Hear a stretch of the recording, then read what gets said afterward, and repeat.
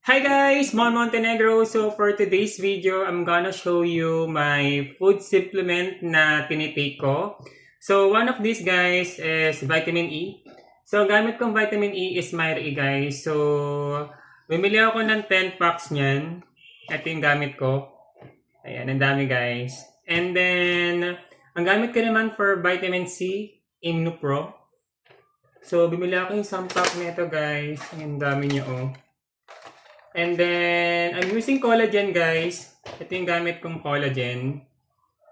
Ayan. And then, powdered drink siya. Or powdered siya. Ayan. So, hinahalo ko siya sa coffee na iniinom ko. And then, guys, I'm a call center agent. So, I'm using this one kapag naubusan na ako ng boses. Ito. Proven siya, guys. Kasi ito yung ginagamit ko talaga kapag wala na akong boses.